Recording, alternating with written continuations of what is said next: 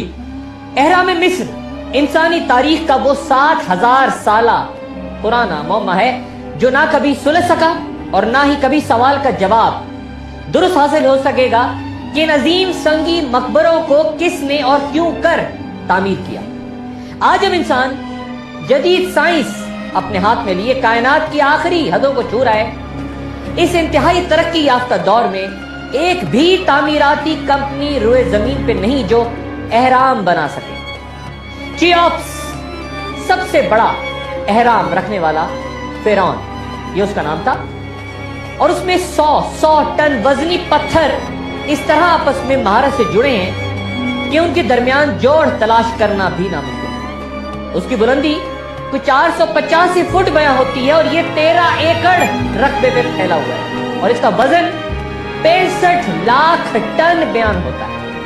اور ساتھ ہی تمام عقل و سائنس ان سوالات کے بعد دم توڑ دیتی ہے کہ پتھر کی کانوں سے 26 لاکھ بلاکس یا اینٹیں کس طرح کاٹے گئے۔ کتنے غلام تھے جنہوں نے یہ کام کیا اس دور میں، جبکہ نہ تو دھماکہ خیز مواد تھا، نہ ڈائنامائٹ، نہ بڑے جدید اوزار، تو پھر چٹانیں کیسے توڑی گئیں؟ اور پھر یہ بھاری برکت پتھر جس جگہ تعمیر ہے اس جگہ کس طرح لائے گئے؟ کس نے انہیں ڈیزائن کیا کہ اگر یہ ہر روز 10 پتھر لگائے گئے تو یہ تعمیر 680 سالوں میں مکمل ہوتی ہے، ایک اہرام کی، صرف ایک اہرام کی۔ اور اگر ہر روز 100 پتھر لگائے گئے تو 70 سالوں میں۔ اور جو سرخ پتھر اس اہرام کے کنگز چیمبر میں لگے ہیں وہ اس جگہ جہاں پہ اہرام موجود ہیں اس سے 600 میل دور پہاڑوں کے ہیں۔ دریائے نیل کے کنارے واقع ان اہراموں کی مثلث شکل کے بارے میں بھی ماہرین کہتے ہیں کہ جو بھی چیز مثلث کی شکل میں آئے گی اس پر مقناطیسی لہریں مرکوز ہو جائیں گی ان پیرامڈز کی شکل میں، ان اہرام کی شکل میں، جس کی وجہ سے کوئی چیز ان میں گلنے سڑنے کے لائق نہیں رہی۔ شاید اسی لیے مصر کے فرعونوں نے حنوط شدہ لاشوں کو بوسیدہ ہونے سے بچانے کے لیے انہیں پیرامڈز یا مثلث کی صورت دی ان مقبروں کو۔ اور قدیم مصریوں کا عقیدہ تھا کہ مردہ جسم میں مسالے اور خوشبوئیں بھر کے انہیں محفوظ کرنے کی ذمہ داری انوبس دیوتا کی تھی۔ اس دیوتا کا لقب یہ بھی تھا کہ ایسا دیوتا جو خوشبو اور مسالوں کی دنیا میں رہتا ہے۔ اس کی تصاویر یا نقش آپ کو اہرام میں ہر طرف ملے گی، جہاں دیوتا انوبس مردے کو حنوط کرنے کے آخری مراحل سے بھی گزرتا نظر آ رہا ہے۔ قدیم مصر میں جب کوئی مر جاتا تو پادری انوبس دیوتا کا ماسک لگا کر لاش کو سیدھا کھڑا کر دیتے اور اس کے سامنے اس مردے کے لواحقین آہو بکا کرتے ہوئے اسے کھلاتے پلاتے اور المیہ گیت گاتے۔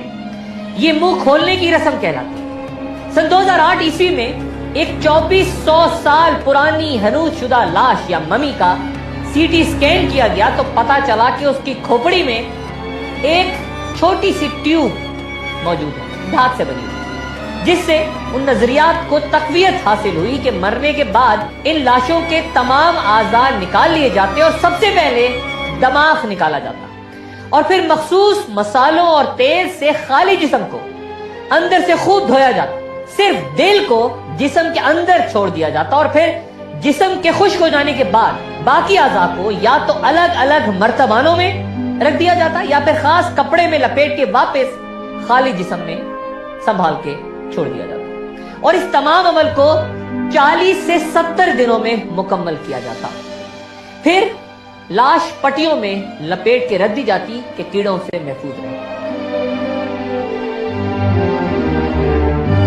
اہرام مصر کی تعداد 118 سے 138 تک بیان ہوتی ہے اور یہ فرعونوں کے مقبرے ہیں، لیکن قدیم مصر کے ان اہراموں کا عہد حاضر کے ایلومناتی یا فری میسن سے تعلق کیا ہے؟ یہ اہم سوال۔ اہم ترین علامتوں کی بنیاد پہ یہ تعلق اس طرح قائم ہوتا نظر آتا ہے کہ قدیم مصری بھی جس طرح چند انتہائی پراسرار قوتوں کے مالک تھے، وہی قوتیں غالباً یہ ایلومناتی بھی اپنے پاس رکھتے ہیں یا رکھنے کے خواہش مند ہیں، یا پھر یہ کہ وہ محض قدیم مصریوں سے متاثر ہیں۔ لیکن معاملہ صرف اہرام تک ہی محدود نہیں۔ قدیم مصری موت اور بدی کے طاقتور شیطان سیٹ کے غضب سے ڈرتے اور اس کی پرستش کرتے تھے۔ یہ تمام تباہی و بربادی کا ذمہ دار دیوتا تھا. چاند کے بڑھنے یا گھٹنے، دریائے نیل کے پانیوں کی کمی اور سورج کے طلوع و غروب ہونے کا ذمہ دار دیوتا، اور شکار کیے گئے کئی جانور اس کے نظر کیے جاتے.